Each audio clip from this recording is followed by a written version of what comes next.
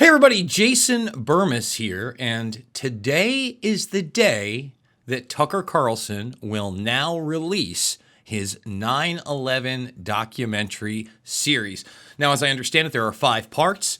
Today we will get the first part for free, and each week we will get another part put out into the public arena. Subscribers to Tucker Carlson will get all 5 parts today. Now, he was originally supposed to premiere this documentary series at the 9/11 Turning the Tide DC event that I hosted. But of course, we had the unfortunate and just irreconcilable political assassination of Charlie Kirk. And this caused Tucker Carlson to cancel all appearances and postpone this documentary series. So what we're going to do today is we are going to play the trailer for that documentary series, and then we are also going to play 3 of the different presentations from that 9/11 conference, including Senator Ron Johnson on the day of Charlie Kirk's assassination, and then Lieutenant Colonel Anthony Schaefer, as well as former Congressman Dana Rohrabacher on the 9/11 anniversary itself. Buckle up and get ready to make sense of the madness.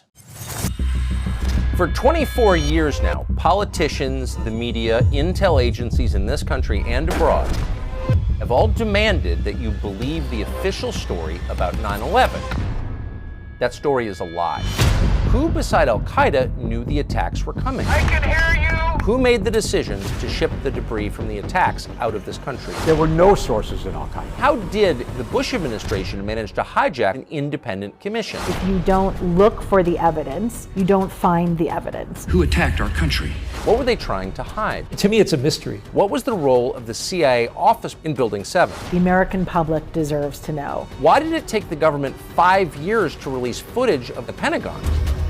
These public hearings are part of our search for truth. None of these questions were even asked by the 9/11 Commission.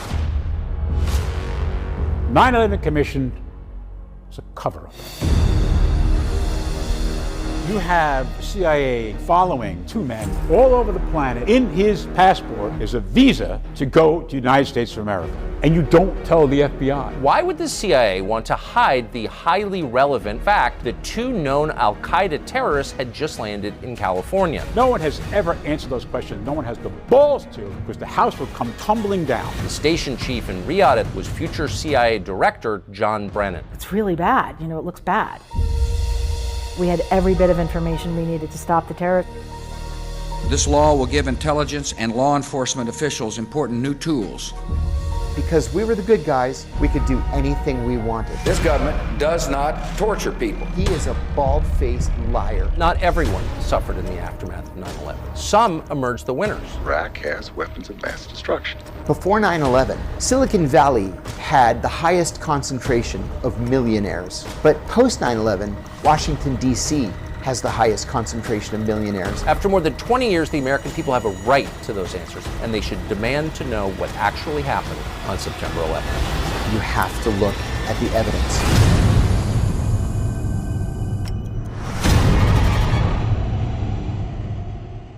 It's a pretty somber mood right now on Capitol Hill. If you haven't heard, we've had a political assassination. Charlie Kirk, speaking to a group of young people at a university, got shot in the neck and was died.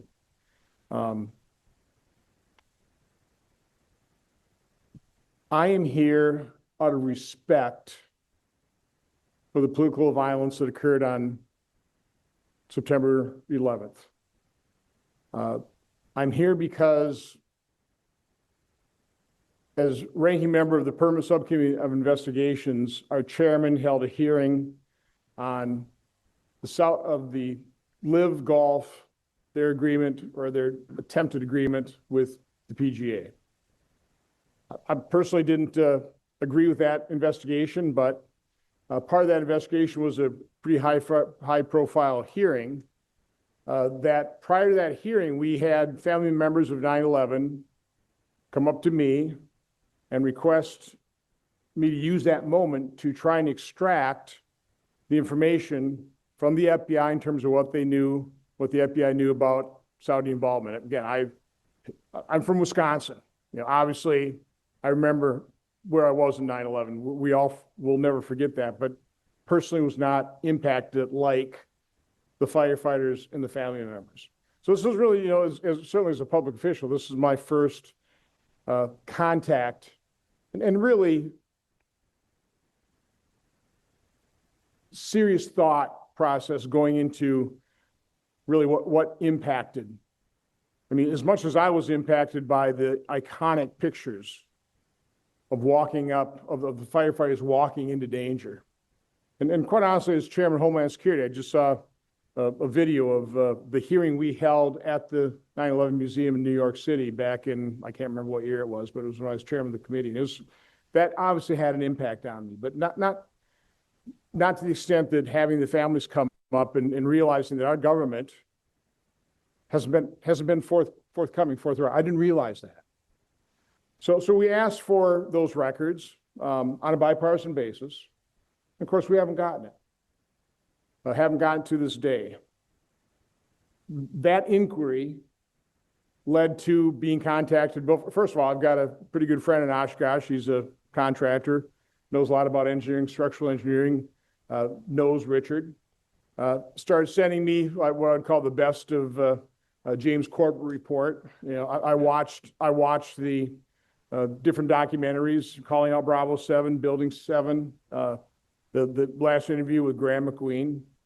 And like so many other things, whether it's, my investigations into COVID and COVID injection and, COVID injection injuries, childhood vaccine injuries, once your eyes are opened, you can't close them. The problem we have in America today is so many of our institutions are no longer trustworthy. The American people, for legitimate reasons, do not trust so much of our institutions, and government is really kind of leader in that lack of trust. I believe that the family members, the firefighters, the people definitely impacted, have a right to know at least what our government knows. Now, I also have to be very, very realistic. I mean, I come from a manufacturing background. I know how to solve a problem. One thing you have to do is you have to set yourself achievable goals. So I've spoken to enough people in this movement. I think I know what you want, okay? You want the full truth.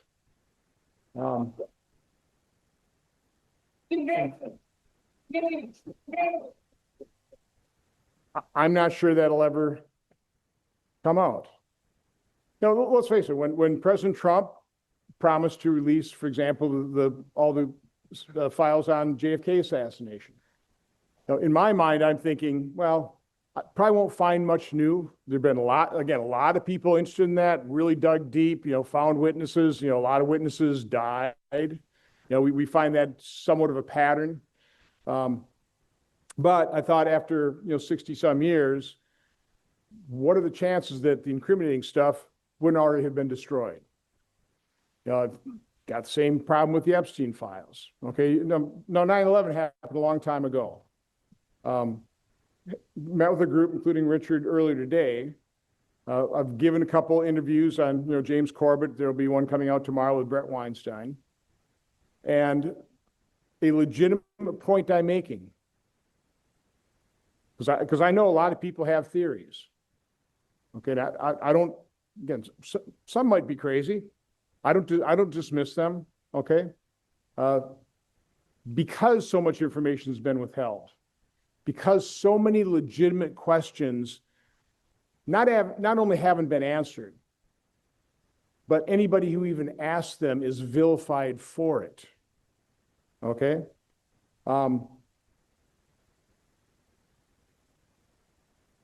One of the reasons that I think it may be difficult to get to the very truth is if you really think about, well, what are the theories? What could have, if it wasn't Al Qaeda solely, if there were people that helped him, okay? If that were known, what does that do to our world? I mean, we all, I think we're all old enough here. We all saw 9/11.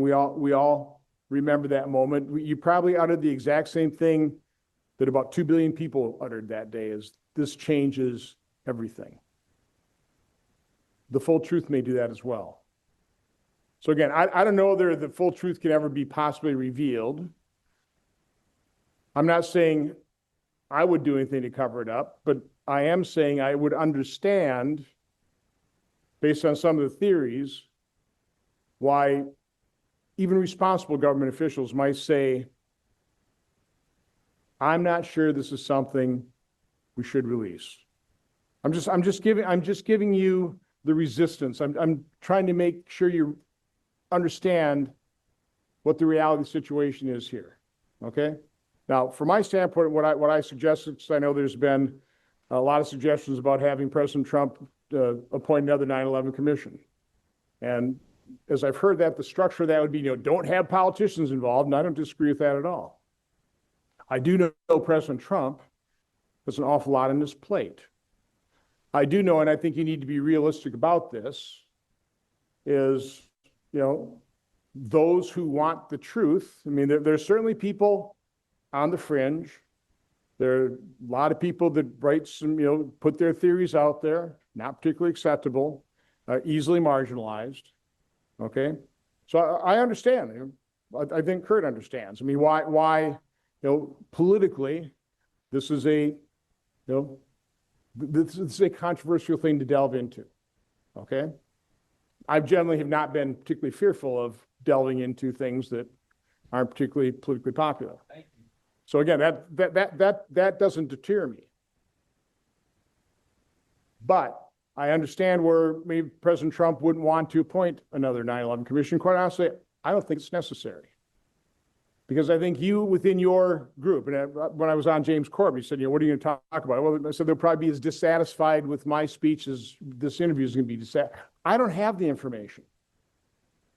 Now, I don't really have the investigatory capability.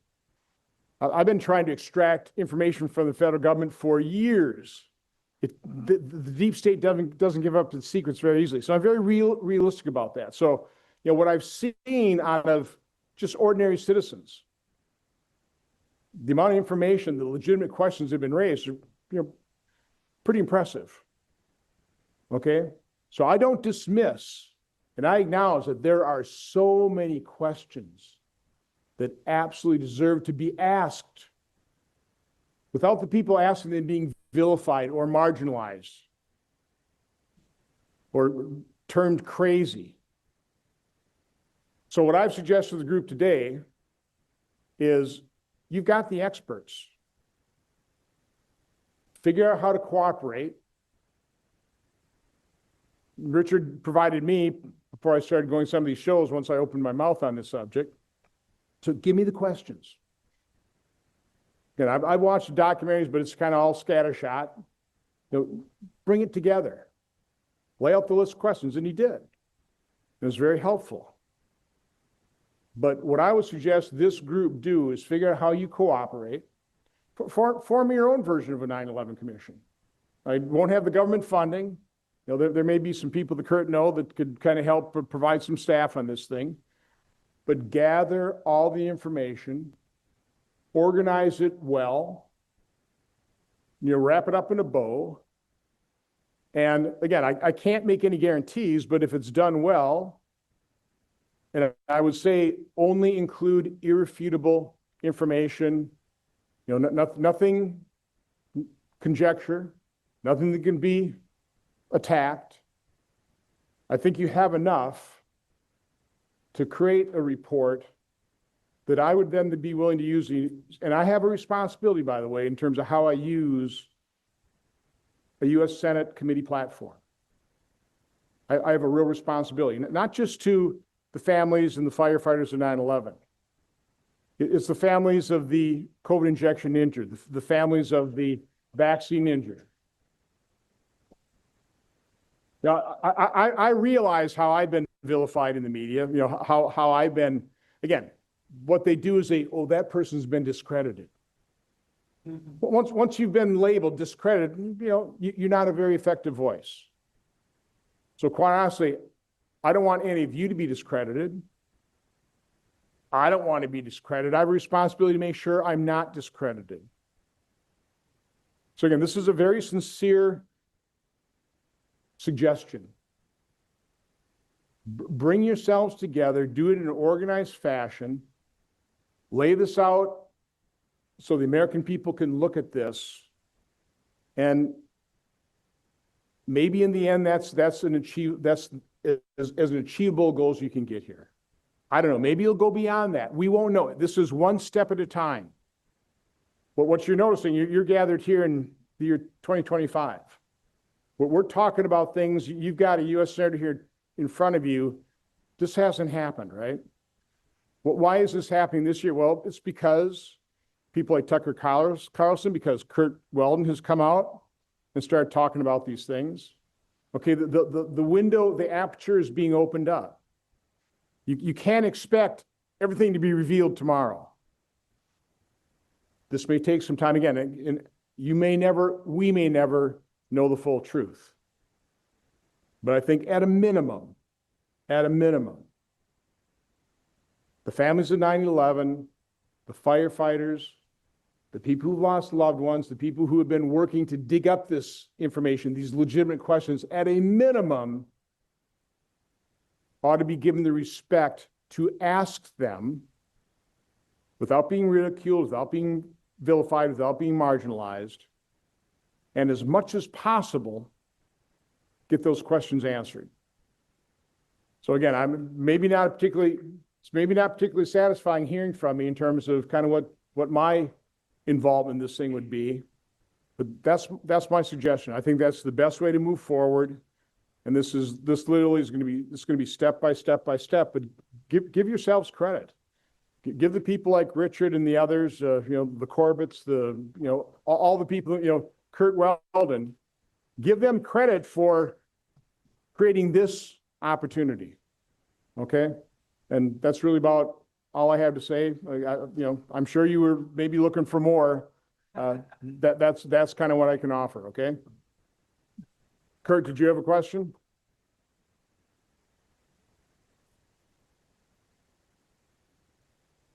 Kurt, can you come up and use the microphone? No, I'll speak from here. Oh, there you go. And you'll hear from me tomorrow. And I just want to say, this is the first senator who's had the gut to come out publicly for what you all know. You understand that?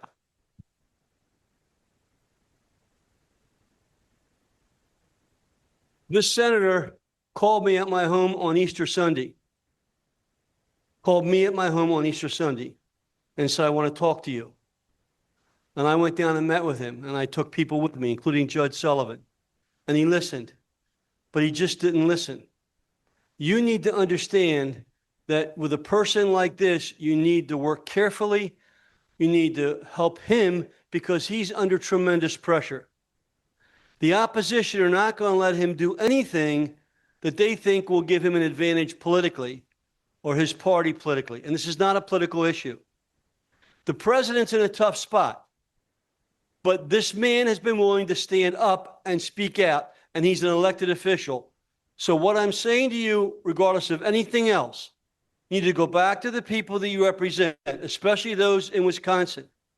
You need to proclaim that this man is a hero to all of those people that we honor tomorrow, those 343 firefighters, those 2,977 responders and civilians, those 2,500 soldiers from the U.S. that were sent to Afghanistan to look for bin Laden when he was in Iran, and they killed him in body bags. This man is willing to speak out. That's not easy. Senator, I want to applaud you. Tomorrow, Congressman Kucinich and Rohrabacher are joining you here with us because they now have decided it's got to be bipartisan. We're going to build momentum, Ron, and it's because of you. Thank you.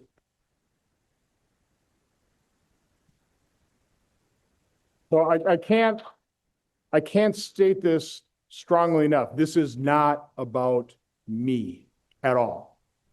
The only reason I'm concerned about not being marginalized is for the people that are counting on me to be able to uncover and expose the truth and have the reputation that when I expose the truth, it'll be accepted as truth and not immediately marginalized. And so that includes this group, but it includes the people I'm advocating for on all the other subjects I'm trying to do. So again, don't worry about, this is not, I could care less about the political ramifications of this. I care deeply about the people who deserve the truth and they're not getting it from our federal government, and I'm trying to get it for them. So anyway, God bless all of you and enjoy your. Time for a question? I do. Do we have any questions? Raise your hand if you'd like to ask a question of the senator. We'll start with Madhava. Senator.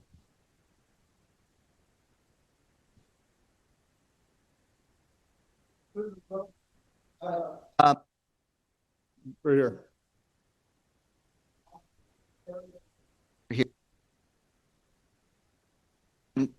For children's self-defense,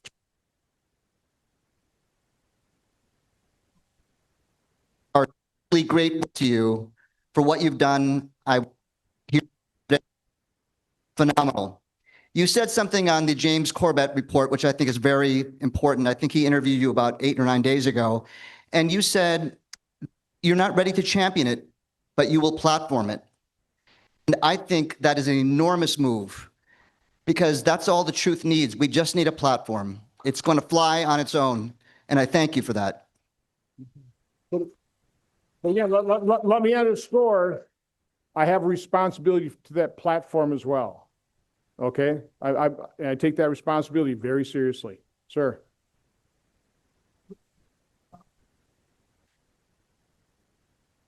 Lost of our troops in Afghanistan, and I want to recognize Pat Tillman as a special victim of assassination. I think on the day after Charlie Kirk is assassinated, we've got to acknowledge that it's the assassins that are in charge for the most part. I'm sorry. So, you know, and I think it was in the Corbett interview that I did start talking and kind of broaden this on a macro basis. You know, would have we had 9/11, had America heeded George Washington's warning? Now, you know, listen, you know, America, and again, America's a great country because Americans are good people. I mean, the fact that we send our sons and daughters across the world not to gain territory, as Colin Powell said, you know, the only land we ask for is to bury our dead, but literally to help others gain their freedom, to have what we have. I mean, that's extraordinary what we do for people, as a people. So I don't want to denigrate those efforts, but I think we have to question, you know, how often we put our nose into things that we probably shouldn't, and maybe we put our, you know, after being the world leader, after World War II, kind of thrust into that position. Did we embrace it? Did people like Alan Dulles and the CIA, and did we embrace it to such extent that we got so involved in things that blew back on us? Okay? Again, those are legitimate questions to ask. I mean, we should go through these 4 entanglements and go, okay, why did we do it? What was the goal? What was the cost in human life, ours and theirs, and human treasure? I mean, if we would do that, if just going back to Vietnam and go through that, I don't think we'd be very happy with the results at all. But it's not to at all denigrate the finest among us and the service and sacrifice they've had, but you have to have a sober postmortem of all of these things. And I think that's one of the things I think as we go through this, whatever we do with 9/11, at a minimum, I hope, we really do go, what? So again, not to blame us for it, but to understand what our actions, what our 4 entanglements have resulted in. And I think that's just, that would be a healthy thing for us to do, which we generally don't do. Listen, I love America. I think we are the greatest nation in the history of mankind. We're not perfect. Yeah, we always ought to strive to be perfect. So again, sir.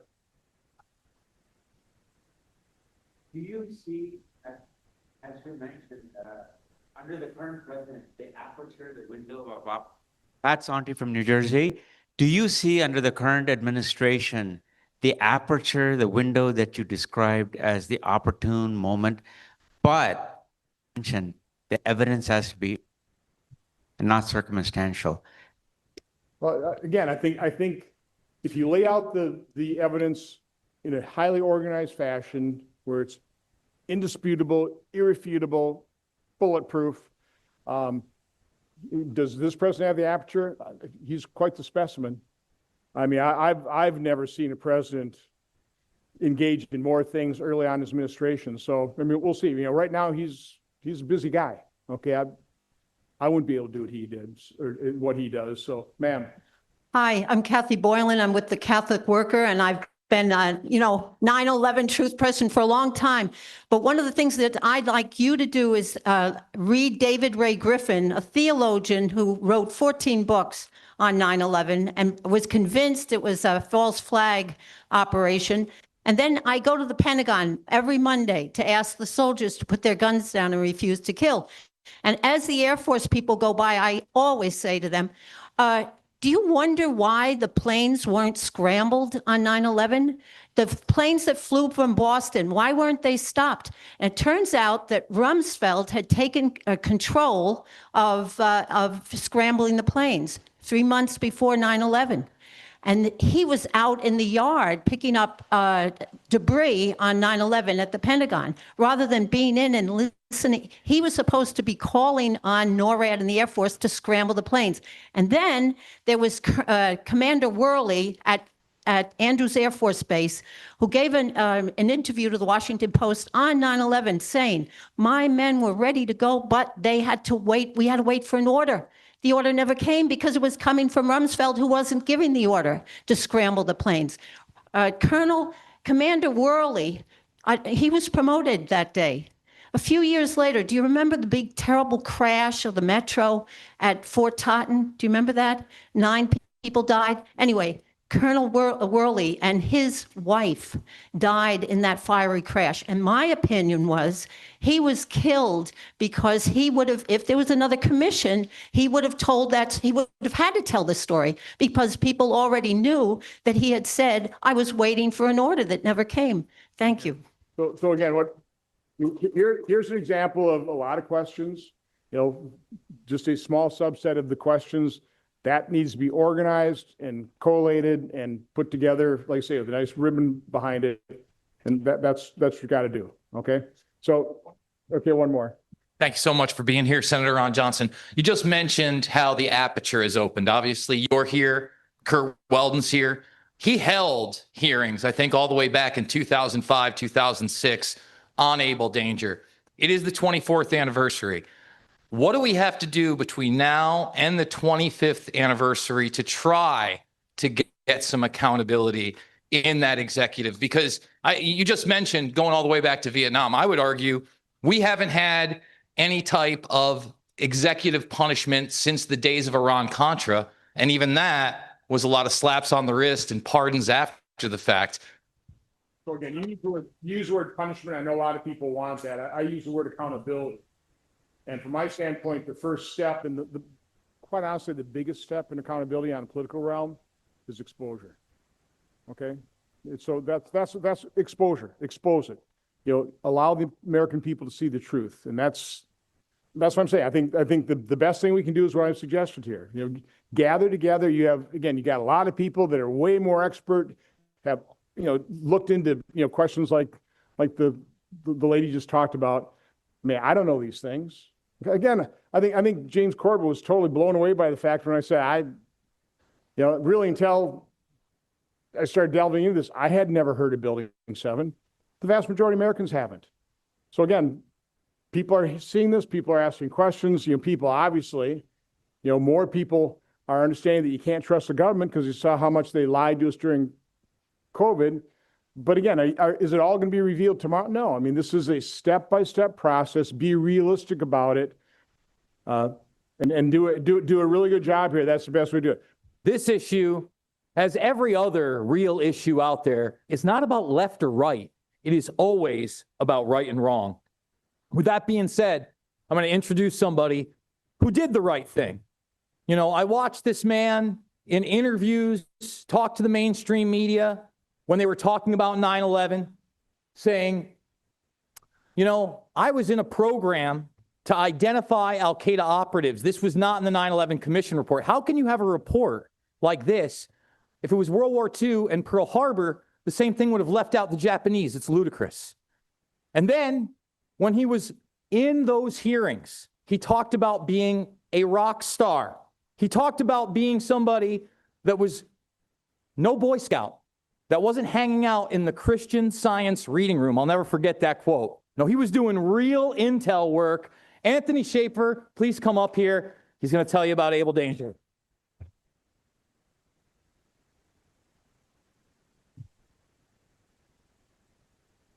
And I'm still no Boy Scout. Right. So I'm going to be way briefer than Kurt. I can't, it's tough to follow Kurt. I see Dana and my friend Crazy Dennis over there. Hey, Dennis. We're friends. I can say that. So Kurt laid out a very compelling framework for the issues we face as a community. I've come to this not as an activist, but as a witness, and an inadvertent witness too, I might add. When Kurt talks about me showing up, I was just told to go over and tell him what happened and tell the truth. That was my orders, like, oh, okay, it's pretty easy. And next thing you know, I'm an undisclosed source. And next thing you know, I'm being interviewed, and one thing led to another. So much of what Kurt talks about are people here like me who just want the truth. There's no other agenda. And I, as Jason was saying, I had a good job doing spy stuff. As a matter of fact, my Bond moment's still in the International Spy Museum. You can go over and see it. I had no desire to leave. So a couple things to frame my little speech. So does anyone know? Now, some of you have studied this issue and studied Able Danger. Can anyone tell you what my job was on Able Danger? Can anyone tell me what my job was on Able Danger? They can't tell. You know why? Because it's never been disclosed. It's still secret. All this time later, my two primary tasks are still above top secret. So wouldn't we all agree maybe it's time we declassified that? Maybe there's things that relate to why they shut us down right before 9/11 in those two elements of my job? Maybe. So this whole thing about data mining, while important, is not the issue. Able Danger was an operation designed by Hugh Shelton to go kill Al-Qaeda before 9/11. That's it. I'm not going to put a nice happy face on it. As my friend Catherine Harris says, no happy faces here. And there's no happy faces here. And my job, my oath of office, required me to go do hard things to protect you and them and the people who fight fires. Those people who ran into those buildings on 9/11 should never have had to run into those buildings on 9/11 had we done our job. And I felt great regret to this day for every anniversary because we failed. And let me tell you something. We were designed to fail. They were never going to let us be successful. And that's part of what we have to look at. Part of the task here, and I talked to Richard earlier tonight about this, and Jason and Ted, this is a triage. This is a wide range of issues that we all face. Kurt went through the majority of issues relating to first responders. You're going to hear from Dennis tonight on some very compelling things that are highly important. Our job is not, we're not going to get to the truth tonight. We're not. We'd love to, but we don't have that time. What we need to do is we have to triage the things we can get to immediately. Richard's made me, he's converted me. Hallelujah. I used to be a skeptic, but I've come a long way. And I look at all the questions that I have of my own story, which I've stuck to very closely over the years. And it's like, man, these things just don't add up. And one of the things that came to me recently, and I was talking with Ted, I think, on one of the programs, that smell, that industrial smell right after 9/11. down in southern Manhattan. That was thermite. That was thermite. That wasn't wires. That was thermite. It was metal. And then you have all the things that people now could think about was in the air. So it's just way past time we get to looking at these things that are provable. And Building 7, did you know the latest story? Apparently pigeons landed on top and they were too heavy. It's those pigeons. I'm telling you. They're like rats that fly. I'm telling you, it's true. So that's what we're faced with. We need to get to those things that we have to prove that we know we can prove. Everything else, there's going to be a lot out there we can't get to right away. But the big thing, as Kurt's saying, is get to the point of where we have credible, competent, informed, able investigators to go full bore into places where others don't want us to go into. We need to go into those places and seek the truth and avoid the narrative, which we're always going to be trying to push back and accept. Jamie Gorelick, the Gorelick memo, the issues relating to Phil Zelikow, there were a number of characters which were out to do evil, to bury the truth from day one. And I'm one that feels if we start looking at prosecutions, I think they should be up there on that list of folks that we should be looking at, because to this day, no one has been held accountable for 9/11, not a single person, not with all the people who died, not one. I got fired because I dared go forward and talk about what I was told to talk about. And that's the issue, is that, and by the way, Kurt's been very gracious. I went on to do other things. I'm a county commissioner in North Carolina right now. I got elected. Who'd have thought? I know, it's like, okay, we'll see.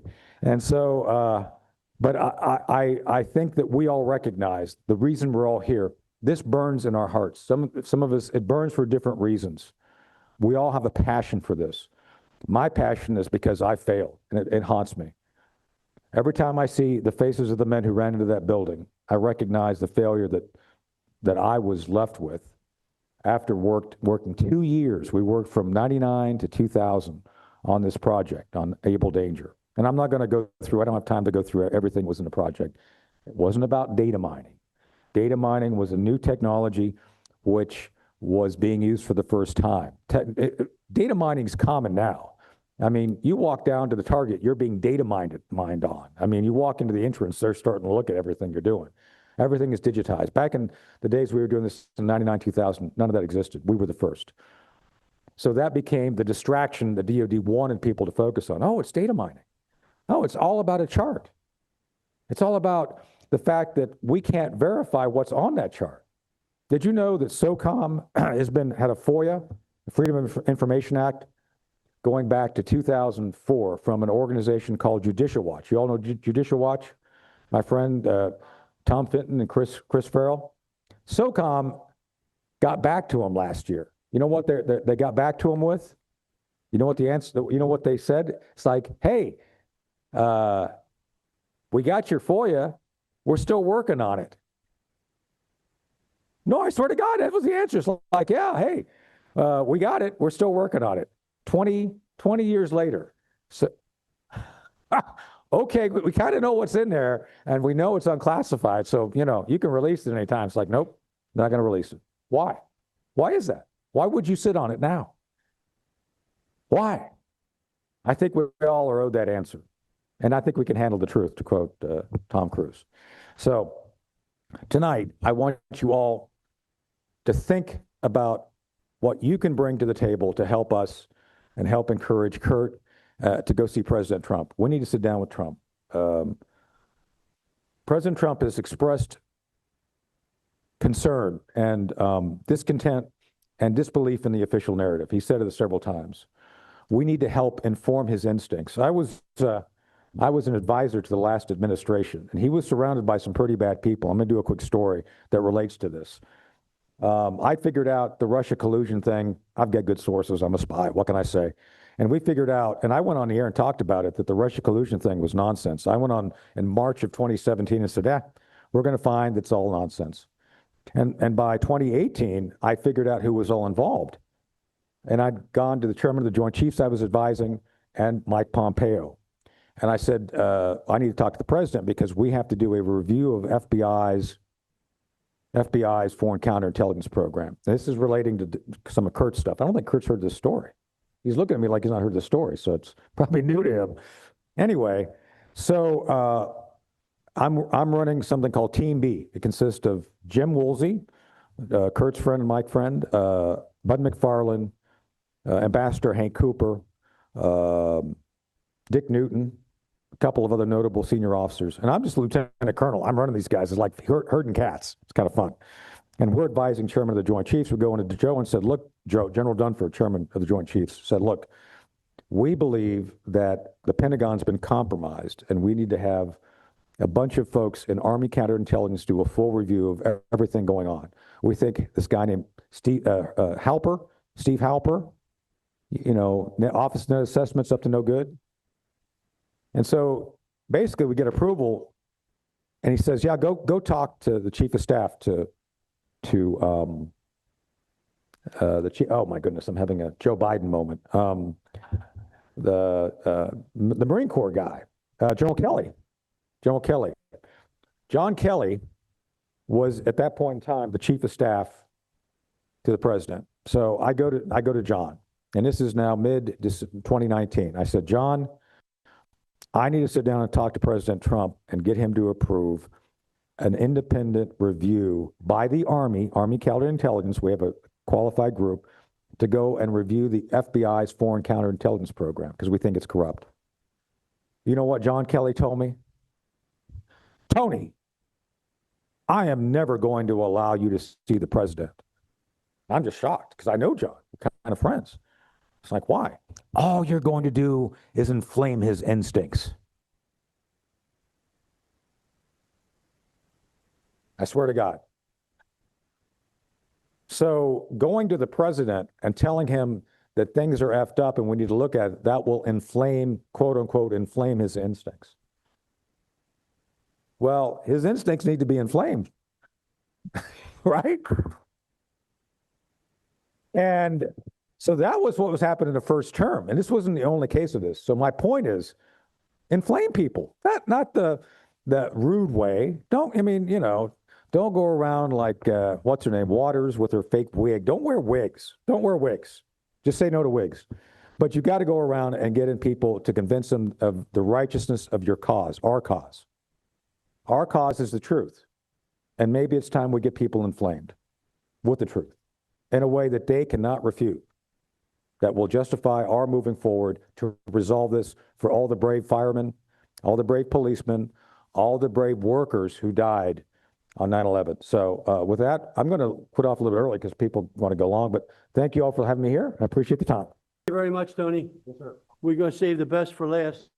In Congress, you try to work with both sides, and back when we were in, we did that. It wasn't like, and there's some agencies that want members fighting like they are, just so you know that. This is not all the members, they're put up to it. But the people you're going to meet together came down here to meet you. One's a Democrat, one's a Republican. They constantly work to try to avoid war and protect our troops.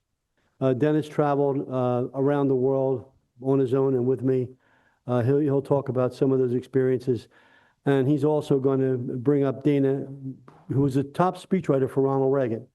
In case you never knew it, Dana was the top speechwriter for President Reagan. Came to Congress, and Dana was on the cutting edge of work in Afghanistan. Back before, when Afghanistan was a very unstable place, it was Dana's staffer, with the help of Dana, who put me in touch with him, Al Santoli, that allowed us to go over to meet with King Zahir Shah, living in exile, to convince him to go back to Afghanistan before we sent one American troop into Afghanistan to protect our troops. So these are two great Americans who never got credit for that part of what I saw them do. So Dennis, I'm going to turn it over to you. Good evening. I know it's late, but good evening. When Catherine Bates wrote America the Beautiful in 1893, one of the lines that is quite memorable relates directly to Kurt Weldon. And those of you who are familiar with America the Beautiful, the line is, who more than self their country loved. Who more than self their country loved. And that, my friends, is Kurt Weldon. That's his service to this country. That's his never-ending quest for truth and for justice. Kurt, what an honor it was to serve with you in the Congress of the United States. Please join with me. Rise up, put your hands up, and give credit to this man who put it all on the line for this country and still does. I love you.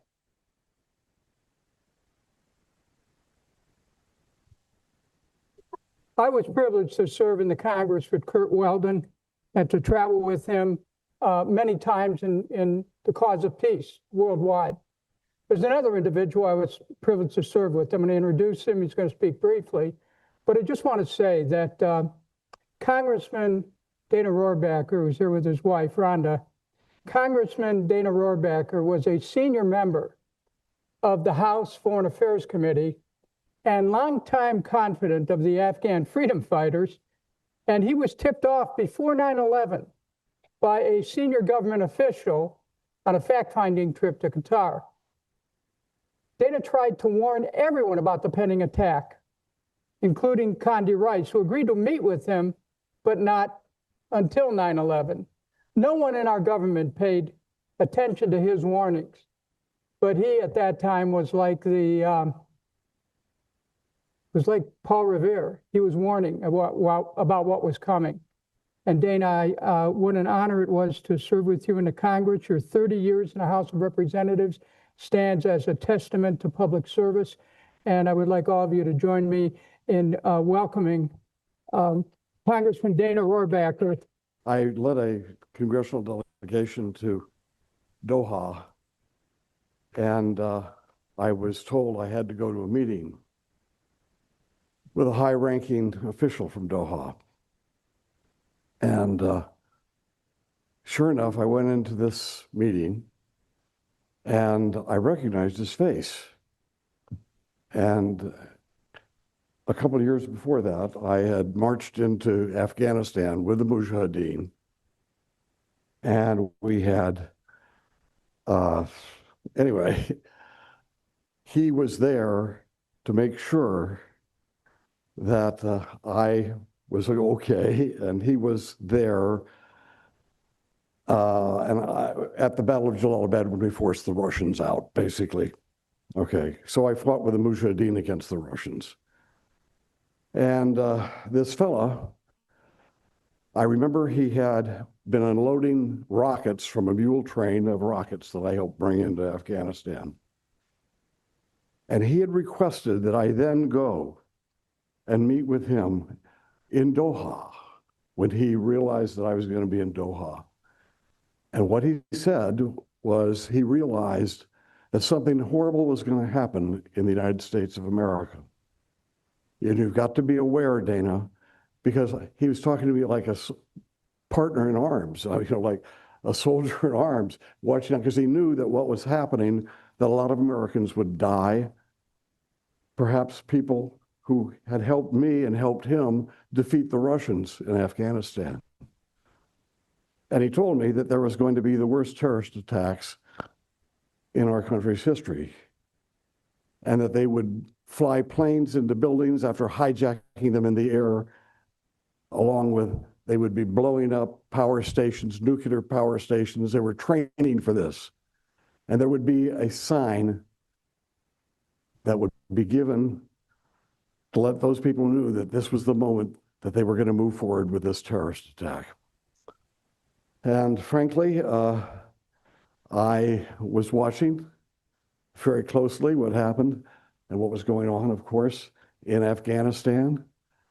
And what happened, of course, was that this guy felt confident. He said that what would happen, this attack would take place after there would be a major change in the direction of the battle in Afghanistan. And what happened was, of course, Commander Massoud was murdered, and Commander Massoud and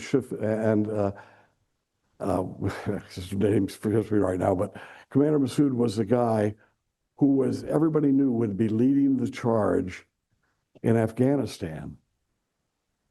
And they murdered him. And at that moment, I knew that it was his death that would trigger the attack on 9/11 that I was told. So what to do?